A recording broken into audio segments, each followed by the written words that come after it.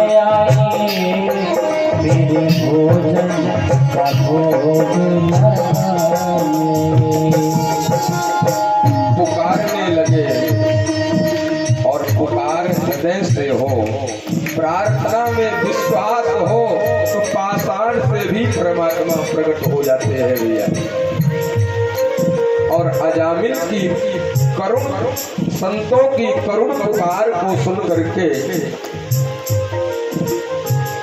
संतों के करुण क्रंदन को सुन करके और मेरे प्रभु आकर के प्रसाद पाए हैं संतों के साथ में बैठ करके। और सुबेरा हुआ है, संतों ने प्रसाद पा करके। ये हलचल कैसे बंद हो, इसका कोई उपाय?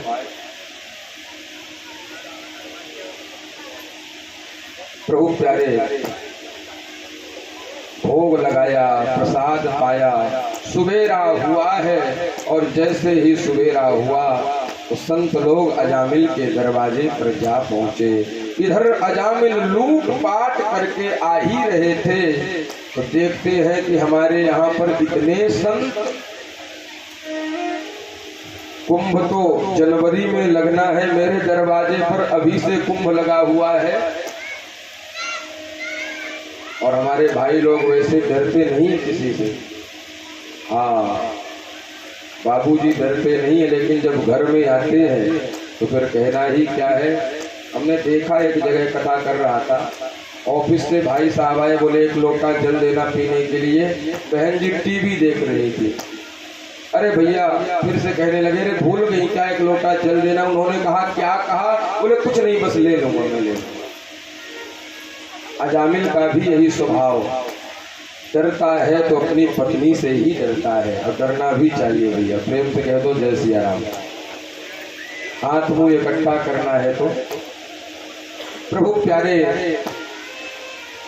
किसने बुलाया है? अजामिल की पत्नी ने कहा हमने बुलाया है। अच्छा तुमने बुलाया है, फिर तो इनको रहने दो 2-4 दिन 6 दिन जब तक रहे। संत असली थे, उन्होंने कहा मुझे रहना नहीं है, मुझे तो आगे की यात्रा करनी है। भोजन हो गया, दक्षिणा और मिल जाती तो भोजन का पूरा फल आपको मिल जाता। अजामिल कहता है भूतों से भूत की आशा, चले जाओ यहाँ से। आज तक जो भी हमारे दरवाजे पर आया है बिना लुटे पिटे गया ही नहीं है। प्रेम से कह दो जय सिया राम। ये कम दक्षिणा मत समझना कि तुम्हारे लोटा लगोटा कम्बल ये हमने छीना नहीं, इसी को दक्षिणा मान लेना। संतों ने कहा कि मुझे रुपया पैसा धन नहीं, क्या चाहिए बाबा? तुम्हारे यहाँ पर 5 पुत्र हैं, ध्यान से सुनना कथा को। तुम्हारे यहाँ पर 5 पुत्र हैं, आपने जो भी उनका नाम रख रखा है मुझे कोई मतलब नहीं। किसी का टिंकू, किसी का पिंटू, लेकिन अब जो 6वां बालक होगा उस पुत्र का नाम आप नारायण रख लेना, बस यही दक्षिणा चाहिए। हो गए भक्ति का बीज संत। और अजामिल ने कहा ये कोई बड़ी बात है? ठीक है महाराज, मैंने दिया दक्षिणा। संत चले गए, वह बालक भी जन्म ले लिया, छोटा सा बालक है। प्रभु प्यारे, पिता की बड़ी आसक्ति छोटे बालक पर। अब तो भक्ति न करते हुए भी अजामिल के जीवन में भक्ति प्रारंभ हो गई है। उठो नारायण, बैठो नारायण, जगो नारायण, खाओ नारायण, पियो नारायण, चलो नारायण, सो जाओ नारायण। अग्नि वाला ही स्वभाव भगवान के नाम का है। भले आप अपने बेटा का नाम ले रहे हैं, भगवान को इससे कोई मतलब नहीं। नारायण नाम, अनादि नाम तो भगवान का ही है। प्रभु प्यारे, अनेक प्रकार से अधर्म भी कर रहा है और पुत्र के रूप में नारायण नाम का जप भी कर रहा है अजामिल। जीवन विश्राम की ओर जब अजामिल का आया, इन्होंने जीवन पर्यंत पाप किया। यम के दूत आए हैं और आकर के अजामिल के सामने खड़े हो गए। चलो जब अंतिम समय आता है तो जीव घबराता है, उसके जीवन के सारे कृत्य उसके सामने रील की तरह दौड़ते हैं, घबरा रहा है और कहता है नारायण मेरी रक्षा करो, अरे नारायण मेरे प्राणों की सुरक्षा करो। दूरे क्रीडन कासक्तम पुत्रं नारायणाह्वयम्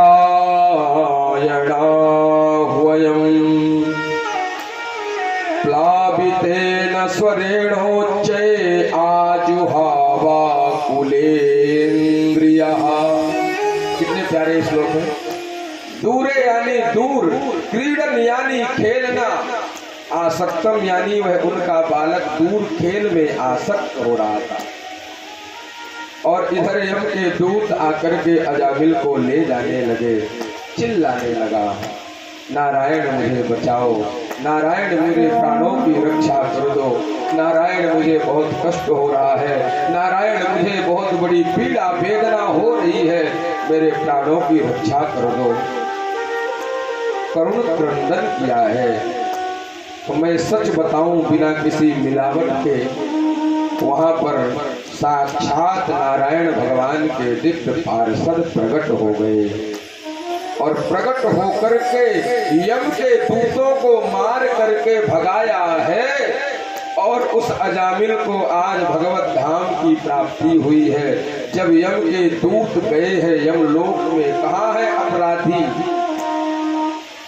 तब यमराज के जो पार्षद थे उन्होंने कहा महाराज अब कभी भी भेजना तो पहले कंफर्म कर लेना, बड़ी मार पड़ी है हम लोगों को, पहले कंफर्म करो कि किसको लाना है और किसको नहीं लाना है। माता जी कौन है यमलोक की यात्रा करने का अधिकारी और कौन है ब्रह्मलोक का यात्रा करने का अधिकारी। यमराज और यम के दूतों में संवाद होने लगा, कहने लगे कि आज आप पहले निर्णय करो कि आखिर हमें किसको लाना है और किसको नहीं लाना है। बताने लगे। आप लोगों को भी यदि जानना हो तो मैं बताऊं कि कौन कौन लोग यम की यात्रा के लायक हैं भैया। वेद प्रणहितो ह्यधर्मस्तद विपर्यया वेदो नारायणः साक्षात् स्वयंभूरेति विश्रुताः। किनको नहीं लाना है और किनको लाना है। कहने लगे जो वेद के बताए हुए मार्ग पर चलने वाले लोग हैं, वेद प्रणहितो ह्यधर्मस्तद विपर्ययाः, जो वेद के बताए हुए मार्ग पर चलते हैं उन्हें मेरे यहाँ मत लाना। वेद क्या कहते हैं?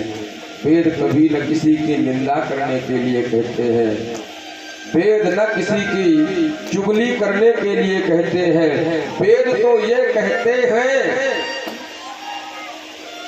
प्रभु प्यारे कि दूसरे के दुख में दुखी होना यही सबसे बड़ा धर्म है। प्रेम से कह दो जय सिया राम। दूसरों के दुख में दुखी होना ये धर्म है, लेकिन बात अभी पूरी नहीं हुई है। दूसरे के सुखी को देख करके प्रसन्न होना ये धर्म नहीं, ये परम धर्म है भैया। प्रेम से कह दो जय सिया राम। आज के परिवेश में लोग अपनी समस्या से कम पीड़ित है माता जी। सामने वाले की व्यवस्था को देख करके, सामने वाले के सुख को देख करके आदमी ज्यादा चिंतित रहता है। किसी के दुख में दुखी रहना धर्म है और किसी के सुख में प्रसन्न होना ये परम धर्म है। प्रभु प्यारे जो वेद के बताए हुए मार्ग पर चले उन्हें कभी मत लाना। वेद कभी किसी को अपशब्द कहने को नहीं कहता, वेद कभी कड़वे बात कहने को नहीं कहता, वेद तो यही कहता है कि माता पिता को नारायण भगवान समझ करके जो पुत्र पूजता है, सेवा करता है, उसे चारों धाम की यात्रा की भी जरूरत नहीं है भैया। हमारे हृदय में ही तो परमात्मा है। हृदय को ही हम मंदिर बनाए, हृदय को ही हम रिक्त रखें।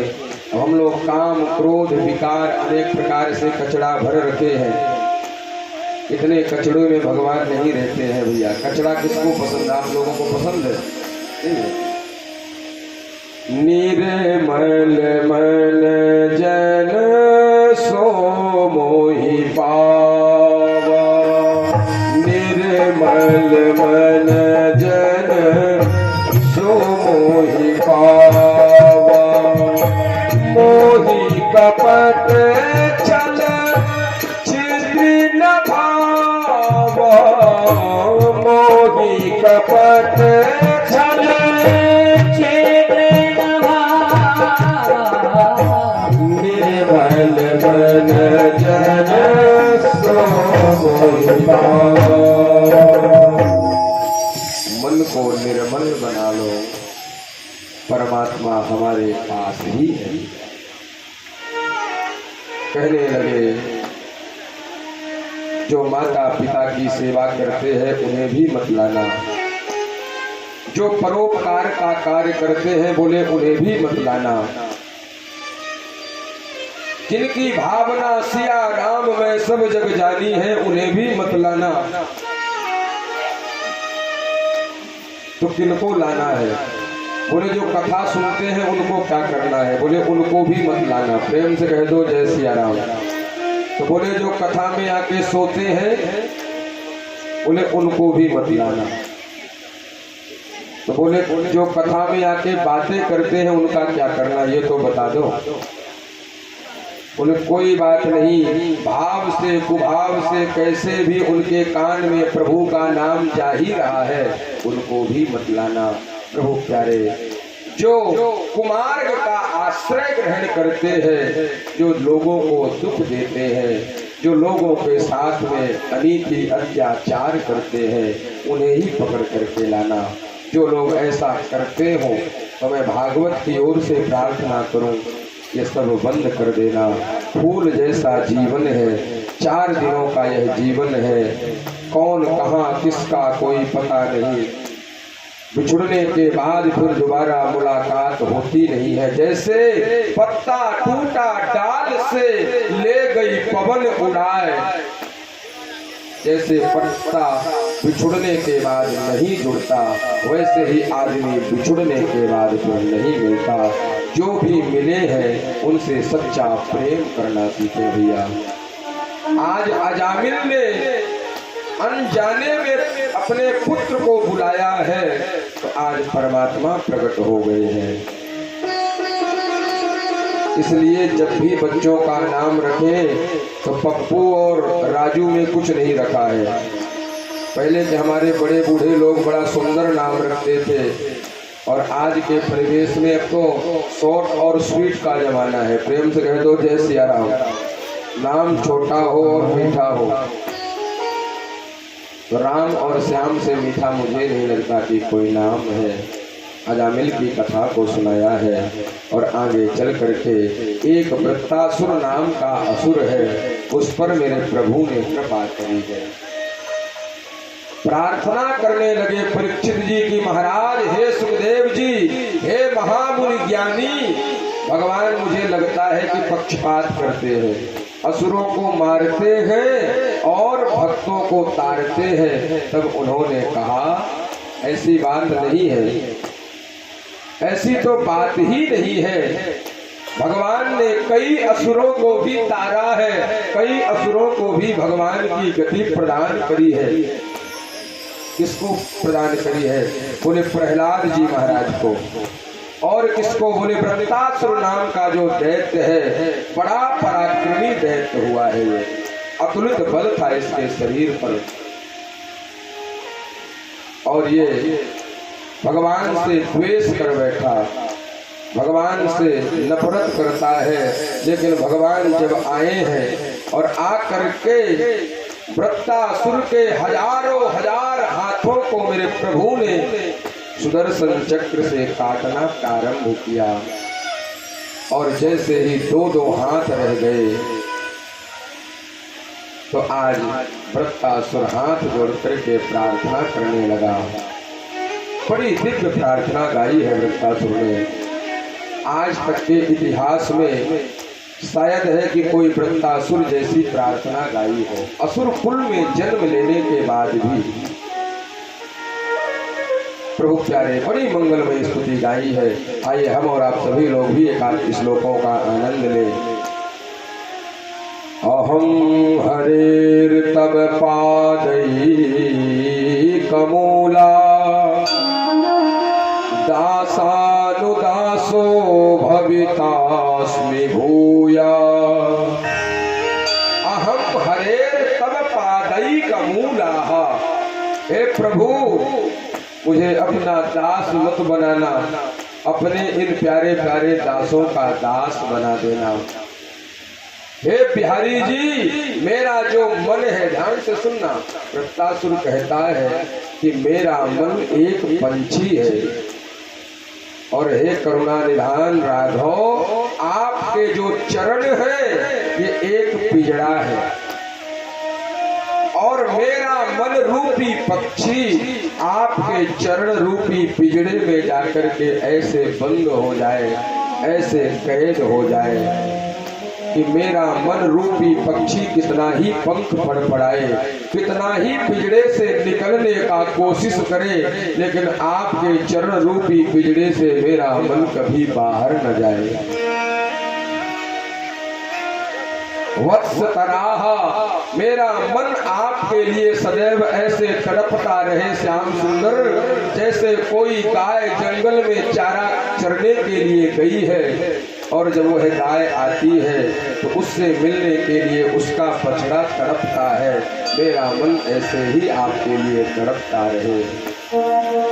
मेरे मन में आपसे मिलने की सदैव ऐसी उत्कंठा बनी रहे जैसे कि कोई पक्षी चुगा लेने के लिए जाता है और बिल में बैठे हुए पक्षी चोंच निकाल निकाल करके देखते हैं और जैसे वह पक्षी इंतजार करते रहते हैं अपनी माँ को चुगा लेकर के आने का, ऐसे ही मैं तुम्हारा सदैव इंतजार करता रहूं। मेरा मन आपके चरणों में फंस जाए, फिर कभी निकल के न जाए।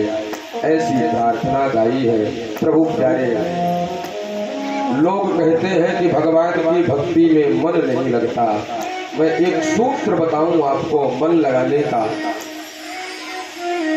जिनका मन पहले से भगवान के चरणों में लगा हुआ है ना, आपका मन नहीं लग रहा हो तो जिनका मन पहले से ही प्रभु के चरणों में लगा हुआ हो उनके जाकर के चरण पकड़ लो, एक ना एक दिन आपका भी मन लग जाएगा।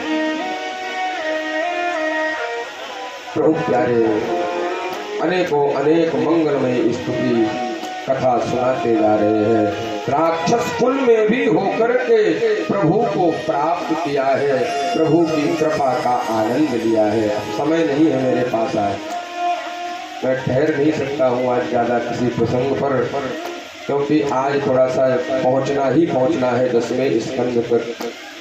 7वां स्कंद यहाँ से प्रारंभ होता है और 7वें स्कंद में सबसे पहला जो प्रसंग है वह प्रसंग है प्रहलाद जी का पावन चरित्र। राक्षस कुल में हम लोगों से कहा जाए कि भगवान की भक्ति करो तो हम लोग कहते हैं महाराज अभी समय नहीं है। और प्रहलाद जी महाराज ने मात्र 7 वर्ष की आयु में प्रभु को प्राप्त कर लिया है। जिनका न कुल अच्छा, न खानदान अच्छा, न जिनके पूर्वजों के कृत्य और कर्म अच्छे, जिन्होंने जीवन पर्यंत परमात्मा से विरोध ही किया, ऐसे हिरण्यकश्यप भगवान विष्णु को अपना शत्रु मानते हैं।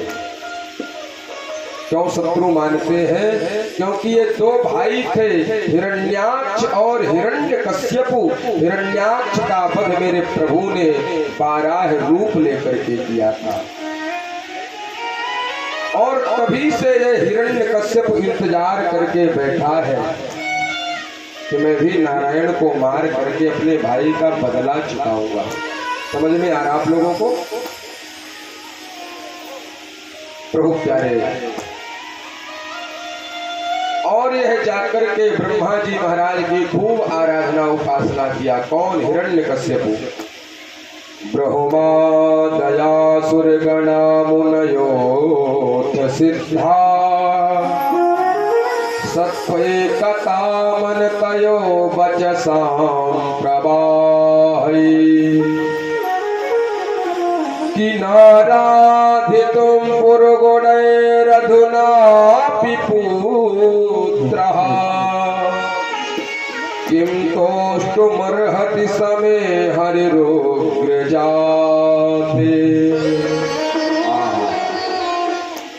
ब्रह्मा दया सुरगणाः ब्रह्मा जी की आराधना करने के लिए पहुंच गए।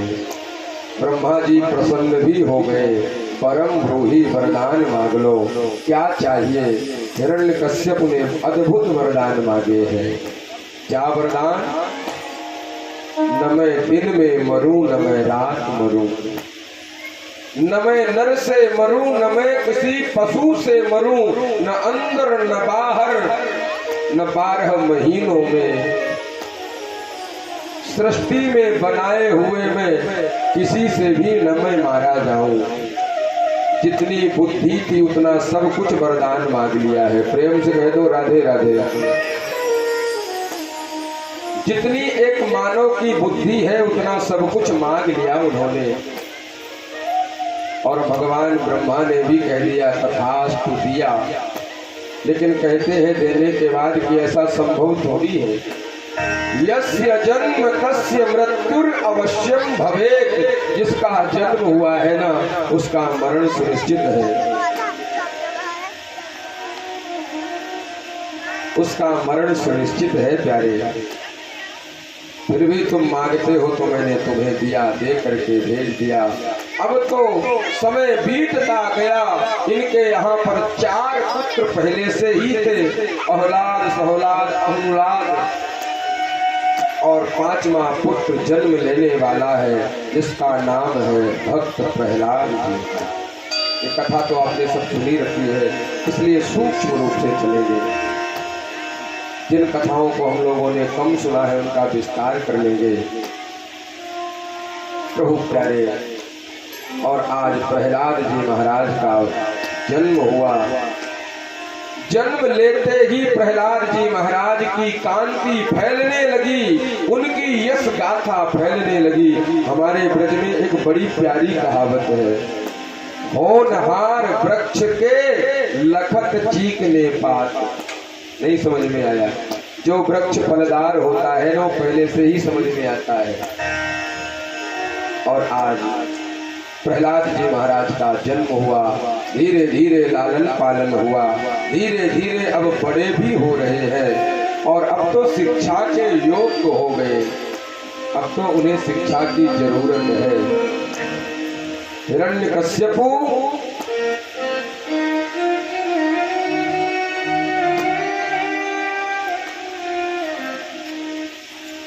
हिरण्यकश्यप जितने भी वरदान मांगे हैं सब कुछ ब्रह्मा ने दिया है, और प्रहलाद जी महाराज को गुरुकुल में भेजा है, जहाँ पर आसुरी विद्याओं की शिक्षा दी जा रही थी। मारो काटो जहाँ का संस्कार था, ऐसी शिक्षा दी गई। लेकिन कहते हैं ना कि चंदन विष व्यापत नहीं, लिपटे रहत भुजंग। जो रहीम उत्तम प्रकृति का करि सकत कुसंग। जिनकी उत्तम विचारधारा है उन पर कुसंग का कोई असर नहीं पड़ता। आसुरी कुल के गुरुकुल में होकर के भी प्रभु की भक्ति कर रहे हैं। ऐसे है मानो प्रहलाद जी का जीवन, जैसे 32 दांतों के बीच में इकलौती जीभ रहती है। प्रतिकूल परिस्थितियों में भी भगवान का आराधन करते हैं। विद्यालय में पढ़ते हैं, जब छुट्टी होती है दोपहर के समय में, तो सारे गुरुकुल के बालकों को लेकर के कीर्तन कराते हैं। और जब बालक खेलने के लिए तैयार होते हैं तो कहते हैं आओ आज मैं तुम्हें दूसरा खेल खिलाऊंगा। किसी के हाथ में मजीरा ढोलक देकर के कीर्तन में तन्मय कर देते हैं। ऐसा भक्त प्रहलाद हुए हैं।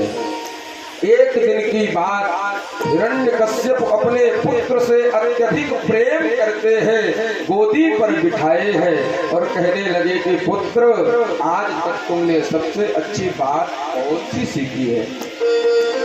आज तक जो तुम्हारे गुरु की बात तुम्हें प्रभावित की हो, वो जरा मुझे बताना। बताने लगे हैं। क्या बताया? जो मतंग मुनि ने सबरी को बताया, जो प्रहलाद जी ने हिरण्यकश्यप को बता रहे हैं। क्या? श्रवणो कीर्तनम विष्णु स्मरणो पाद सेवनो अर्चनम वंदनम दास्यम सख्य आत्मनिवेदनम। पिताजी, हमने तो 9 प्रकार की बातें सीखी हैं। कौन सी? पहली बात तो हमने सीखी है श्रवणम, भगवान की कथा को सुनने की आदत पड़ जाए भैया। ये कान किस लिए मिले हैं? किसी ने कहा महाराज बढ़िया बढ़िया फिल्मी गाना सुनने के लिए। ये कान गाना सुनने के लिए नहीं। एक बच्चा तो कमाल कर दिया अंजनी जी, एक बालक तो हद कर दिया। मेरे पास दौड़ा दौड़ा है, बोले महाराज ये कान क्यों मिले हैं? मैंने कही भगवान की अच्छी अच्छी बातें सुनने के लिए। बोले आपको कोई ज्ञान नहीं है। तो मैंने कहा आप ही बता दो। तो कहने लगा मालूम है, भगवान को मालूम था कि आगे चल कर के कलयुग में लोगों की आंखों में चश्मा चढ़ेगा, गड़बड़ हो जाएगी आंखें, तो ये कान जो मिला है चश्मा लगाने को मिला है। यदि कान में नहीं होता तो चश्मा कहाँ टकता? ये अपने अपने विचार धाराए हैं। लेकिन हस्तौ कर्म सुमनस्तव पादयोर्नः, ये हाथ भगवान की सेवा के लिए, पैर हिंगलाज माता के दर्शन के लिए, अयोध्या दर्शन के लिए, वृंदावन में गिरिराज परिक्रमा के लिए पैर मिले हैं, नेत्र प्रभु दर्शन के लिए, कान हमें हरि कथा सुनने के लिए मिले हैं। इस प्रकार से वो कहने लगे। दूसरा, जिनकी कथा सुने उनका कीर्तन करे। श्रवणम कीर्तनम विष्णु स्मरणम, उनका स्मरण करे, चिंतन करे, कोई ना कोई भगवान से संबंध बना ले। इस प्रकार से जब उन्होंने कहा तो आज हिरण्यकश्यप अपनी गोदी से उठा करके फेंक दिया। अनेक प्रकार से अपशब्द कहा है। अरे कुलांगार, तुझमें और विभीषण में हम दोनों में समानता देख रहे हैं, मूर्ख। अनेक प्रकार से अपशब्द कहने लगा। और आज एक विषाक्त कमरे में सर्पों को बुलवा करके और उसी में प्रहलाद को बंद कर दिया। ध्यान से सुनना। जो सर्प जिनका स्वभाव काटना है, जिनके अंदर विष है, आज वह भी भगवान के भक्त के सामने नतमस्तक हो गए। उनका स्वभाव ही बदल गया। रामायण की मैं एक बात कहूं आदरणीय जी, मंदोदरी कहती है कि अरे रावण, तुम भी क्या बताएं अब तुमको। सीता के पास जाते हो, सीता तुम्हें स्वीकार नहीं करती है। ऐसा करो कि तुम राम का ही रूप बना करके चले जाओ, राम का ही विग्रह बना करके चले जाओ। कैसे पहचानेगी? तुम्हें स्वीकार कर लेगी। रावण कहता है कि देवी, जब मैं राम के स्वरूप के बारे में सोचता भी हूं ना, तो सीता क्या, लंका की प्रत्येक माता बहन नारी मुझे बेटी और बहन के रूप में नजर आती है। अब जैसा चश्मा होगा धरणी जी वैसे ही तो दिखेगा। श्रावण में पीला चश्मा लगा लो तो हरियाली भी हमें चैत वैशाख का दर्शन कराती है। प्रेम से कह दो जय सिया राम। एक बार सीधे बैठ के कहिए ना सीताराम। आज पहाड़ों से गिराया है, मदिरा पान करके हाथी से कुचलवाना चाहा, लेकिन जा पर कृपा राम की होई,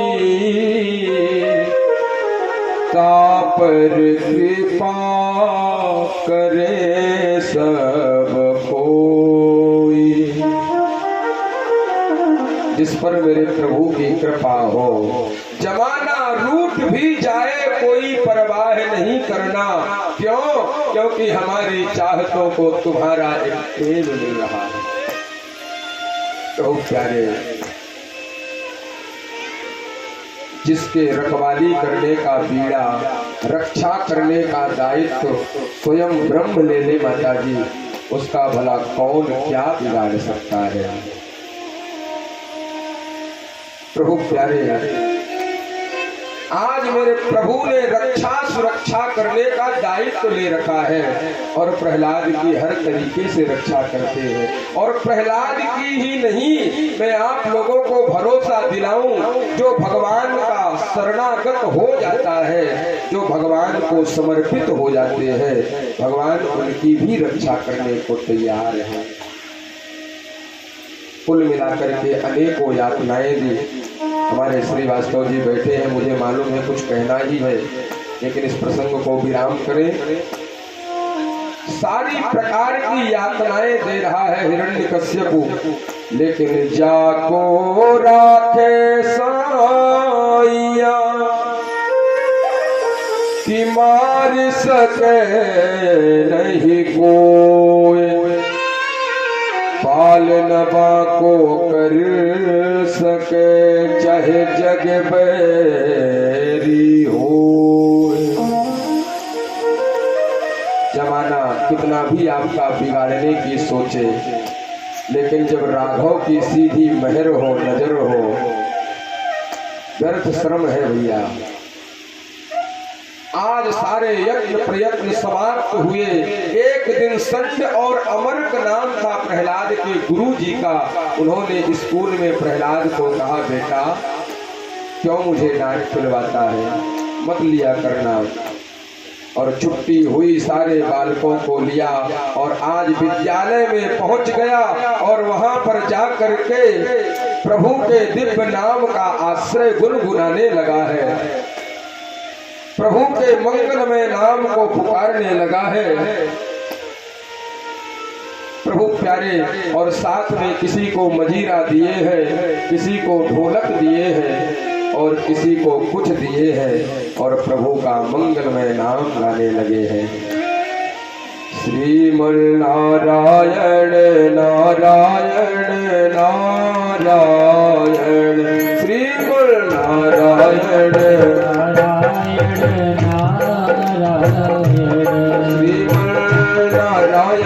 नारायण नारायण, श्रीमन नारायण नारायण नारायण, हरि नारायण नारायण नारायण, श्री हरि नारायण नारायण नारायण। कीर्तन चल रहा है, सारे मित्र प्रहलाद के नृत्य कर रहे हैं और कीर्तन की आवाज इतनी जोर से हुई कि हिरण्यकश्यप के महल में भी जा पहुंची। विचार करता है, मेरे शत्रु का नाम कौन ले रहा है, और अपने पहरेदार को भेजा है, जाओ और मेरे शत्रु का जो नाम ले रहे हैं उनको बंद कराओ। सैनिक कहता है, गुरुजी चिंता मत करो, अभी जाता हूँ। जैसे कंस भेजता है भगवान के लिए तृणावर्त धेनु का, पूतना कहती अभी जाती हूँ और जाता हूँ, समाप्त करके आता हूँ। ऐसे ही हिरण्यकश्यप के पहरेदार सैनिक कहते हैं बस अभी जा ही रहा हूँ, और गए। सच बताऊं तिवारी जी, जाकर के जैसे ही प्रहलाद पकड़े हैं ना, ऐसा करंट लगा है कि जो बंद कराने गए वो भी भगवान के नाम में झूमने लगे। श्रीमल नारायण नारायण नारायण, श्रीमल नारायण नारायण नारायण। हमारो धन राधा श्री राधा श्री राधा, हमारो धन राधा श्री राधा श्री राधा। परम धन राधा राधा राधा राधा राधा, परम धन राधा राधा राधा राधा। हम सबका धन राधा राधा राधा राधा राधा, सबका धन राधा राधा राधा राधा। की प्यारी राधा श्री राधा श्री राधा, की प्यारी राधा श्री राधा श्री राधा। कीर्तन चल रहा है। हिरण्यकश्यप ने सोचा बहुत देर हो गई, अभी तक सैनिक लौटा नहीं, कीर्तन की स्वर लहरी बढ़ती ही जा रही है, तब तक दूसरे को भेजा है, जाओ जल्दी से बंद कराओ, मुझे बड़ी घुटन हो रही है हरि के नाम से। दूसरा सैनिक भी चल पड़ा है, और जाकर के जैसे ही हाथ पकड़ाना, करंट का जो स्वभाव है वही प्रभु के नाम का भी स्वभाव है। करंट कोई पकड़ ले तो करंट पकड़ने वाले को जो नीचे पकड़ता है, पकड़ने वाले से ज्यादा नीचे वाले को लगता है। लगता कि नहीं लगता है? अनुभव किया है किसी ने? नहीं किए हैं तो करना भी मत, प्रेम से कह दो जय सिया राम। और वह भी गया और वह भी झूमने लगा, नाचने लगा, गाने लगा, और क्या कहने लगा? गोविंद मेरो है, गोपाल मेरो है, गोविंद मेरो है, गोपाल मेरो है। सीता के बिहारी नंदलाल मेरो है, सीता के बिहारी नंदलाल मेरो है। अभी तक हम लोगों ने कह दिया कि बेटा मेरो है, मकान मेरो है, दुकान मेरो है, ये गांव मेरो है, लेकिन आज मेरे साथ में कहिए ना एक बार दोनों हाथ उठा करके, क्या कहेंगे? गोविंद मेरो है, गोपाल मेरो है, गोविंद मेरो है, गोपाल मेरो है। गोविंद मेरो है, गोपाल मेरो है, गोविंद मेरो है, गोपाल मेरो है। गोविंद मेरो है, नंदलाल मेरो है, गोविंद मेरो है, गोपाल मेरो है। कीर्तन चल रहा है और गुरु जी के कान में भी आवाज पहुंच गई है। संड और अमर्क राक्षस कुल के गुरु है भैया, और संड और अमर्क जाकर के कीर्तन बंद कराने के लिए गए हैं। ऐसा कीर्तन चल रहा था, जैसे जाकर के प्रहलाद जी का हाथ पकड़ा, उनको भी ऐसा करंट लगा कि वो भी झूमने लगे, नाचने लगे, गाने लगे, और यही गुनगुनाने लगे हैं। श्रीमल नारायण नारायण नारायण, गाइए ना।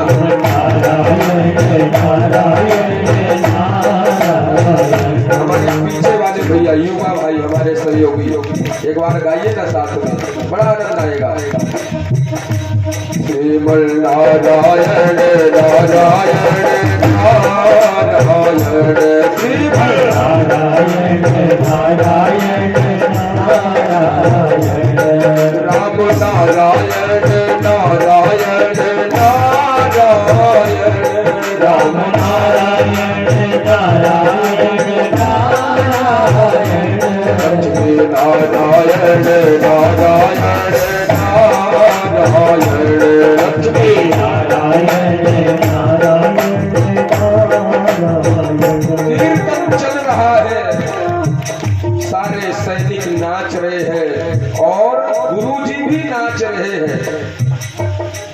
हिरण्यकश्यप कहता है कमाल हो गया भैया, कोई लौट के नहीं आ रहा है, चलो मैं ही देखूं। और स्वयं हिरण्यकश्यप चल पड़ा है। सुखदेव जी महाराज कहते हैं कि हिरण्यकश्यप जब गए हैं तो जाकर के उन्होंने प्रहलाद को पकड़ा नहीं है भैया। शायद प्रहलाद को पकड़ लेते तो प्रभु नाम की इतनी महिमा है कि हिरण्यकश्यप भी नाचने लग जाता। उसने पकड़ा नहीं, उसने जाकर के जमीन में एक मुष्टिका का प्रहार किया और जैसे कीर्तन बंद करो कहा बंद हुआ, प्रहलाद को पकड़ लिया, अनेकों यातनाएं देने लगा। समय नहीं है मेरे पास। प्रभु प्यारे यातना देते देते कहता है कि तेरा ब्रह्म कहाँ है बता। प्रहलाद जी ने कहा पिताजी कहाँ है नहीं, कहाँ नहीं है यह पूछो। ईशावास्यमिदं सर्वम सर्वम खलविदं ब्रह्मासि, सब जगह मेरा नारायण ही तो है। मुझ में राम तुम मेरा सब में राम समाया, सबसे कर लो प्रेम जगत में कोई नहीं पराया। सब में राम है, मुझ में तुम में खड्ग में खंभ में सब जगह मेरा ब्रह्म ही है। तो क्या इस खंभे में भी तेरा नारायण है? पिताजी सब में है। तो आज मैं तेरे नारायण को ही देखता हूँ। तलवार लेकर के जैसे ही खंभ पर प्रहार किया है, भगवान से नहीं रहा गया और आज भगवान अपने भक्त के रक्षा करने के लिए एक अद्भुत रूप बनाया है। कैसा रूप? आधा नर है और आधे सिंह है। धड़ जो है वो नर है और सर जो है वो सिंह है। बड़े बड़े नाखून है। कराल दृष्टम करवाल चंचलाह, बड़े बड़े नाखून है। क्रोध से नेत्र फड़फड़ा रही है, आंखें लाल हो रही है, क्योंकि भगवान कहते हैं कि मैं अपना अपमान सह सकता हूँ लेकिन भक्त का अपमान मुझसे नहीं सहा सकता है। अपना मान टले टल जाए पर भक्त का मान न टलते दे। आज भक्तों के लिए भगवान ने अद्भुत रूप लिया और लेकर के हिरण्यकश्यप को पकड़ करके गोदी में लिटाया। क्या क्या वरदान मांगा है वो सब गिनाने लगा। मैंने पहले ही गिना दिया था। न अंदर मरू न बाहर। तो नरसिंह भगवान कहते हैं तुम कहाँ हो? कहता है न मैं अंदर हूँ न बाहर, बीच में हूँ। न मैं अस्त्र से मरूं न शस्त्र से, ऐसा मैंने वरदान पाया है ब्रह्मा से। बड़े बड़े नाखून दिखाए। बोले क्या है? बोले अस्त्र शस्त्र भी है और अस्त्र शस्त्र नहीं भी है। क्या मांगे हो? बोले न नर से मरूं न पशु से, मैं कौन हूँ? कहने लगा आप नर भी है पशु भी है और दोनों ही नहीं है। मैंने मांगा था न दिन में मरूं न रात में। तो बोले ये कौन सा समय? बोले संध्या का समय, न दिन है न रात। सारे वरदान को पूरा किया। कहने लगा कि मैं ब्रह्मा की बनाई हुई सृष्टि में न मारा जाऊं। भगवान कहते हैं ब्रह्मा मुझे नहीं बनाते, मैं ब्रह्मा को बनाता हूँ। तो 12 महीनों में मैं न मारा जाऊं। तो कहने लगे 13वां महीना हमने तुम्हारे लिए ही बनाया है, मल का महीना, अधिक का महीना। और सारे वरदान पूर्ण करते हुए और आज हिरण्यकश्यप के हृदय को विदीर्ण किया है। और अंतड़ियों को भागवत में लिखा है कराल दृष्टम करवाल चंचलाह। अंतड़ियों को लेकर के मेरे प्रभु ने अपने गले पर धारण किया, क्योंकि तुमने भक्त का अपमान किया है। भगवान की ये वाणी है तिवारी जी। प्रेम से कहे तो राधे राधे। एक बार सभी लोग कहिए न सीताराम। हाँ, तब भी आवाज आई। भगवान की ये वाणी है। क्या वाणी है? प्रभु प्यारे, जो हमारे लिए थोड़ा करता है, जो तू चाले एक पग तो मैं चालूं पग साथ, जो तू लकड़ी की लाट है तो मैं लोहे की राड। कहते हैं भगवान मैं तो हूँ भगतन को दास, भगत मेरे मुकुट मणि, भक्त तो मेरे मुकुट मणि है। और आज उसका उद्धार किए। देवता लोग भयभीत हैं, भगवान का क्रोध कैसे शांत हो। सभी देवता स्तुति गा रहे हैं लेकिन क्रोध शांत नहीं हो रहा है। तब जाकर के प्रहलाद को आगे किए और प्रहलाद जैसे आगे हुए तो नरसिंह भगवान अपने जिह्वा से प्रहलाद के सर को चाटने लगे। धीरे धीरे क्रोध शांत हुआ। प्रहलाद से कहते हैं कि कुछ वरदान मांग लो। प्रहलाद कहते हैं मुझे कुछ नहीं चाहिए। बोले कुछ मांग लो। बोले देना ही है तो बस एक ही वरदान दे दो कि हमारे पिता की दुर्गति ना हो। तो बोले उन्होंने इतना कष्ट दिया, यातना दी, फिर भी आप ऐसा क्यों मांग रहे हो। प्रहलाद ने जो बात कही है यदि ये हर पुत्र समझ ले तो घर से बहुत सारी समस्याएं समाप्त हो जाएंगी।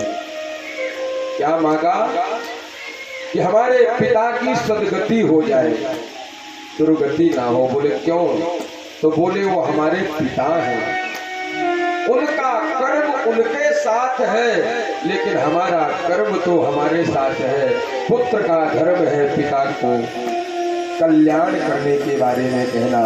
प्रभु ने कहा प्रहलाद तुम जैसा भक्त जिस कुल में प्रकट होता है उसकी एक पीढ़ी नहीं 21 पीढ़ियां तर जाती है। उसकी 21 पीढ़ियां तर जाती है जिस कुल में तुम जैसा भक्त होता है।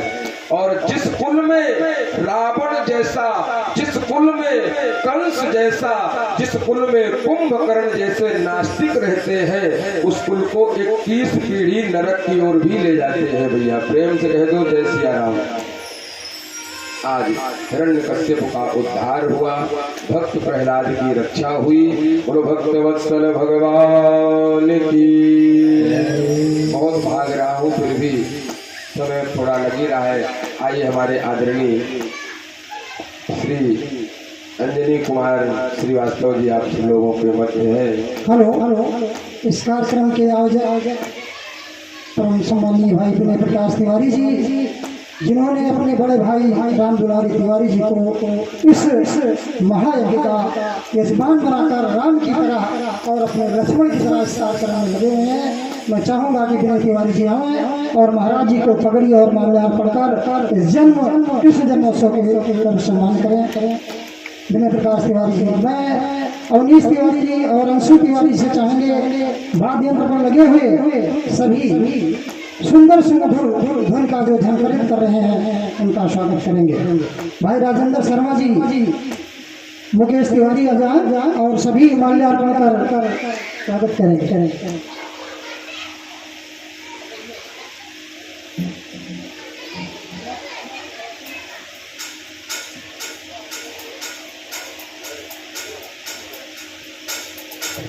आदरणीय श्री राम सुधारी तिवारी जी धर्म मंच पर आ जाए।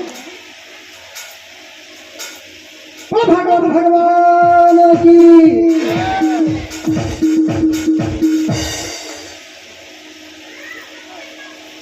जो वाद्य यंत्र पर सुंदर सुमधुर झंकृत कर रहे हैं उन सबको समर्पित करेंगे। मान्यता बता दें।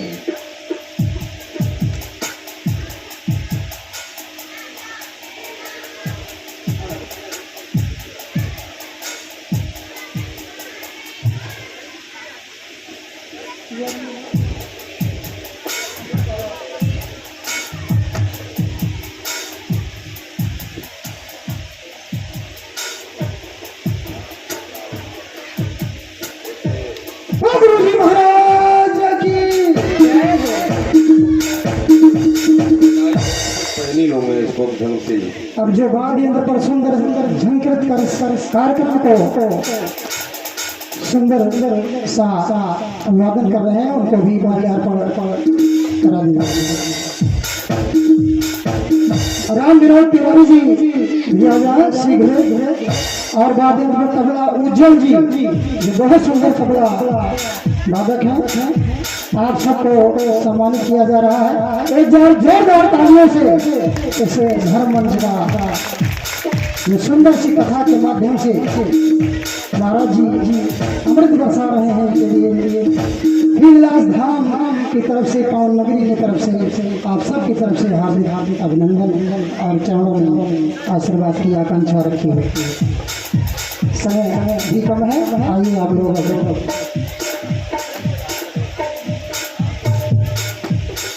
10 तो बज ही गए भैया।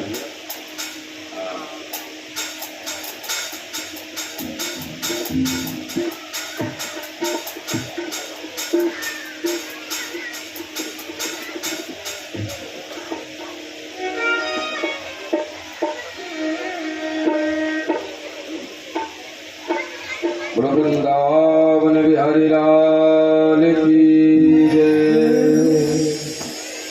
आइए हम सभी लोग बिल्कुल राजधानी में बैठ करके यात्रा करेंगे। क्षमा करेंगे आप लोग, कल अब तक हमने खूब लंबी कथाओं का विस्तार किया, लेकिन अब आज 10वें स्कंध में पहुंचना ही पहुंचना है। 7वें स्कंध को हम लोग यहीं पर विश्राम देते हैं। 8वें स्कंध में हम और आप सभी लोग पहुंचते हैं और गिनती में 8 और 9 का अंक बड़ा महत्वपूर्ण है। प्रेम से कह दो राधे राधे।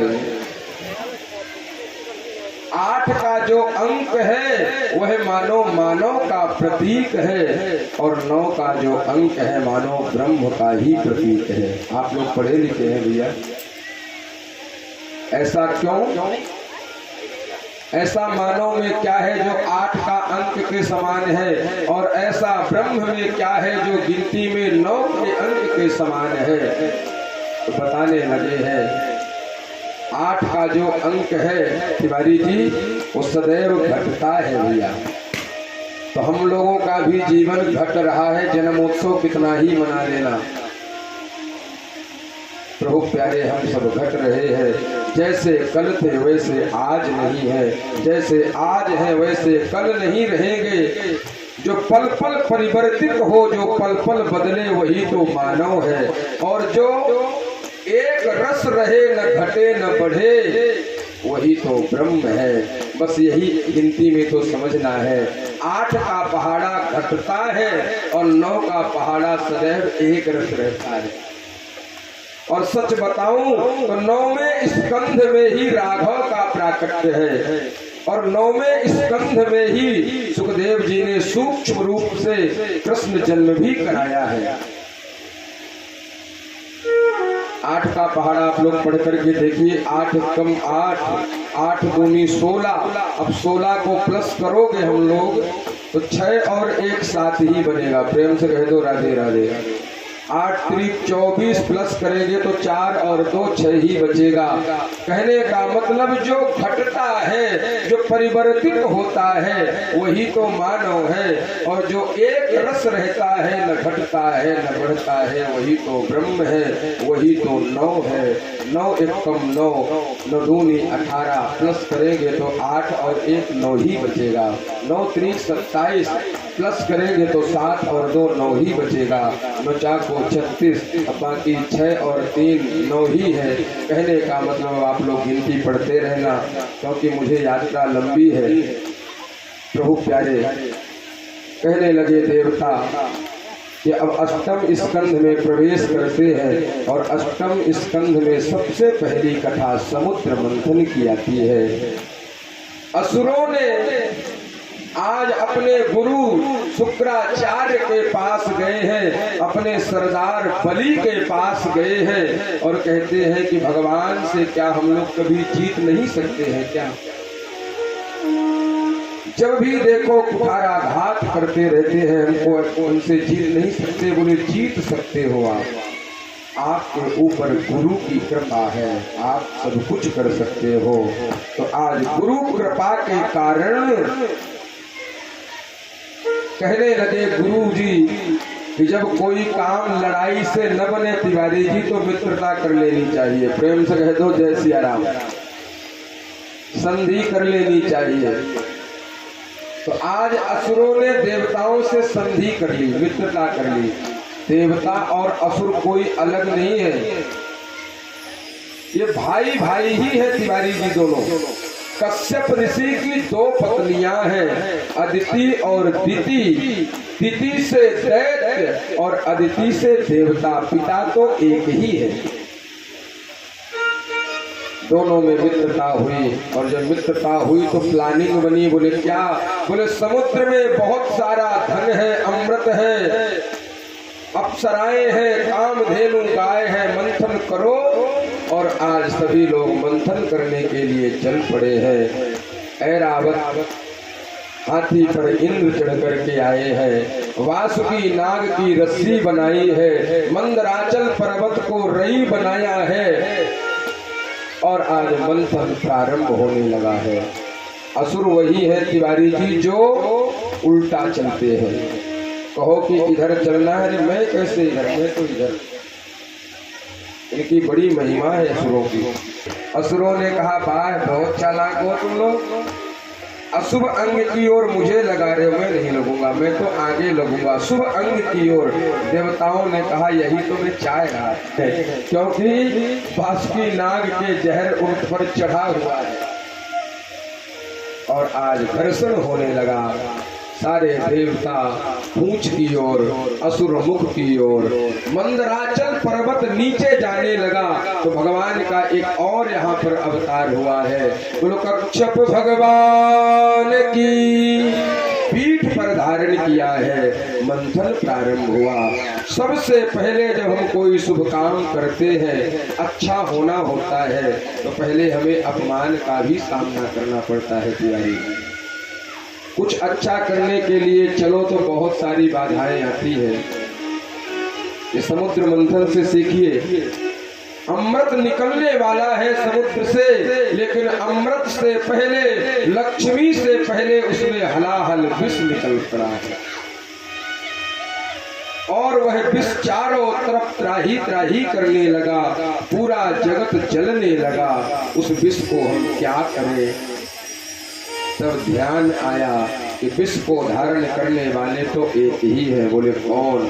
बोले महादेव। ध्यान किया, महादेव आए हैं और परोपकार के लिए, समाज राष्ट्र हित के लिए विष को लिए हैं और पीने लगे हैं। लेकिन ध्यान आया कि हृदय में राघव है और बाहर अपने भक्त है। यदि बाहर रहता है ये विष तो भक्तों को पीड़ा, यदि अंदर जाता है विष तो राघव को पीड़ा। क्या करें?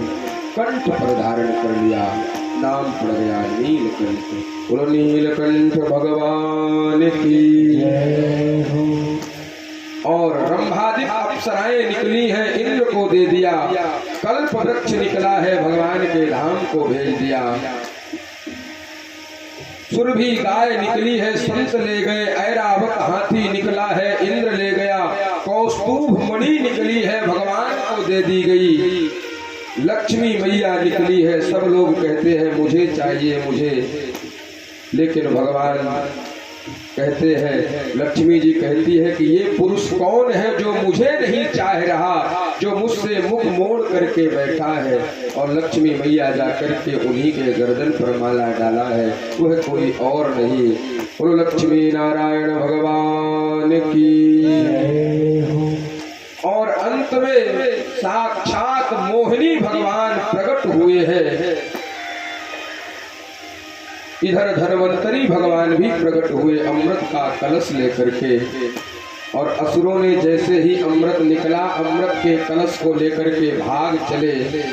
आगे आगे असुर पीछे पीछे। देव जब सारा यत्न प्रयत्न कर लिए, नहीं पाए असुरों को देवता, तो स्वयं भगवान ही एक भेष बनाया है।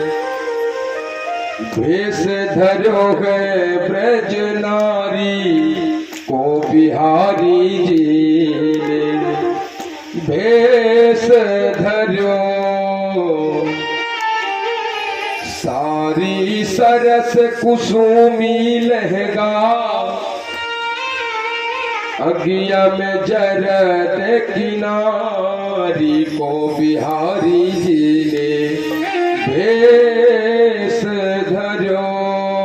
समय नहीं है, मोहिनी रूप बना करके प्रकट हुए।